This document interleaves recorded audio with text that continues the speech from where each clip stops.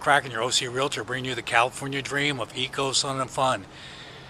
Here I am at Moss Point in Laguna Beach, and I'm here with Dave Parker.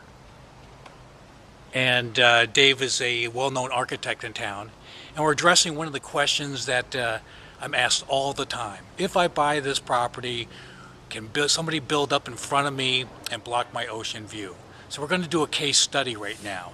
And what we're looking at is, and we're about 2 blocks from the water, we're looking at that condo up top there, the window, and right now that has a great view of the ocean. The ocean view.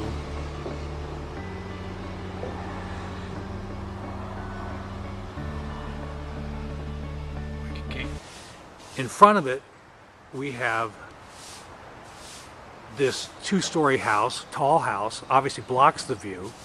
We have a house right here that is going through the permit process, and that's why they have the poles up. And then over here we have 2 other houses that are not blocking the view. Well, I'm sorry, this house right here does not block the view, and this house over here partially blocks it, and down there it doesn't block it. So the question is, can any of these houses go up and block the view, which is a big reason that they bought this property. So I'm going to turn it over here to David, and he can take us through the process that we're going to go through to determine how protected are the views of that condo. Thanks. Well, this is great because you can see these story poles that are set up, and the city requires that these be set up before any project goes to design review. And the strings at the top show the outline of the highest part of the roof, and the poles are at the corners, so people can see the outline of the building. And the people in the building behind it can look out and see the poles and determine what view impact they're having. So it really helps to settle arguments about whether or not views are being blocked and what the impact is. That's required before you go to design review. But there are also height limits and setbacks that create a building envelope that houses must be designed within. And people want to know, is their view going to be protected? Can anybody ever build up in front of me? Well, they can never build beyond these height limits and these building envelopes, but even apart from that, one of the purposes of the Design Review Board is to protect people from having their views obliterated. So when you set up these story poles, and if you look out your windows and you see that it's wiping out a lot of your view, you need to call the board members before the hearing, have them come over and observe the view impact, and they will fight for your view protection. They're famous for being able to have applicants scale back their properties and scale back their designs in order to protect people's views. They won't protect it 100%, but they will strive for something called view equity, where if you're already there, you get to keep a lot of your view, and the people that are building also get to keep their view, so they try to balance it. They usually weigh a little bit more towards the person that's already there. So there are systems in place to protect people's views. But in order to determine the height limit and the setbacks, you really have to go to the city or have an architect go to the city and do some research, because it's kind of complicated to determine exactly what your height limits are and your building setbacks are. And that's what we're going to do next, right? Yes, we're going to go down to the city right now and try to get a handle on that. It takes a little bit of research. You need to talk to a planner. You need to look at a site plan and go through a little bit of an exercise. Okay. And why would this house right here, which is clearly larger than the others, and it appears to be over the 25-foot limit or whatever, why did that get passed? Yeah, you're right. I can tell by looking that it violates all the current building envelopes. There's a little plaque on there that says 1927. At that time, there were no height limits or building envelope restrictions as there are today. And when you see an older home that is taller than all the ones around it, that's the reason, because it was built a long time ago before our height limits. Like that one down there with the peaked roof? Yeah, I'm sure that peaked roof today would violate a particular building envelope restriction. Okay. And that house was probably built in the 50s. Okay. And while we're here, why don't you just take us, I know it's very complex, but just give us an overview of what you know of the limitations and how you establish where where you start from, so to Sure. speak. Well, the first thing you have to do is establish the ultimate height limit, which is typically measured from the street center line. And it's usually 30 feet, but in parts of the city it's less. It can be 15 feet. If you've got a flat lot, it's different from a hillside lot. So you have to, that's one of the reasons you have to look at the site plan or a topography map. So once you've established the ultimate height limit, that's the first step. Then you have to determine what they call the additional building setback.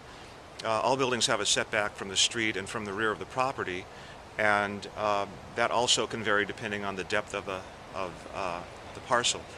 So when you've established that, then you're allowed to go up a certain distance, which is usually 15 feet, and then there's a line that goes back towards the house at a 45-degree angle, and you're not allowed to encroach into that line. That's called the additional building setback. So you have to go through a process of determining where your building is, how big your lot is, what the setbacks are, how the topography factors into the equation. So it's kind of an involved, complicated process. It takes a little bit of analysis. You're sorry you asked, aren't you?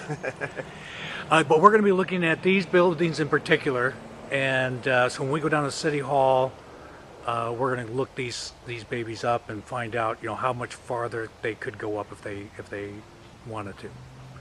Okay, we'll see you in a little bit. David and I went down to City Hall to the Planning Commission, and we got the files, which by the way are all automated, and it's very easy to bring up, and people are very, very helpful at the desk. But we found some very interesting things regarding the house with the poles on it, and about the height limit that they could go. We found out that the original submittal was about 3 feet below the height limit, which is 25 feet in this case, and they were going to have a hearing, but a neighbor in the building behind the house complained, and so they didn't even go to the hearing. They pulled it, and then they negotiated something with the neighbor. They lowered it about 2 feet. So right now that addition is about 6 feet below the ultimate height limit, and the reason is because a neighbor objected, and At the condos. Yeah, at the condo, because it was having a view impact, and the architect and the applicant knew that that would become a major issue with design review. So they pulled it and they lowered that addition again. So they're going to design review later this month, and then they're going to see what the board says. But And it set a precedent, right, for the other yes, houses on the street? yes. When you have a row of houses, the board doesn't like to see one house popping up above another house. They like to see everything pretty much on the same level. So even if Now you're talking about the board? the design review board, Okay. yeah, and they are also very big on minimizing mass and scale of a building. So even if there are no view issues and someone is making a building that's perceived to be large and massive by the board, they will put pressure on the applicant to lower it, make it smaller. By putting pressure, I mean they'll tell you they won't approve it unless it's lower. So we had to meet with a planner at the counter, and she pulled out the drawings, and we were able to determine kind of the history of what happened. So I think the people in the condo behind them can be very confident that that even though there's the height limit is higher than that addition, that they'll not be allowed to increase that height and block anyone's view back. And from being in the place yesterday and seeing the view, even if it went up the full 5 feet, it really wouldn't impact that second floor. Yeah. Probably impact more the first floor type of people. And that's the nice thing about those story poles is when they set them up, they have to be certified, and so you know that no one's cheating, and you can really see what the view impact is. And if there's none, everybody knows, and if there's a view impact, then the neighbors can deal with it appropriately. Okay, great. Well, that was very, very informative, and we're going to continue to do a series of these. And like this was an ocean side of Coast Highway scenario. We're going to do some on the side of the hills and start giving some idea that when you ask that famous question, can anybody go up and block our view? You'll have a good idea what you have to go through to figure out whether they can or not. Yeah, So, and thanks, Sean, for letting me have a chance to explain how all this works. and once you give how they can contact you. Sure. Well, my phone number is 949-872-6616. My website is www.dmparchitect.com, and my email address is dmparchitect@yahoo.com. Great.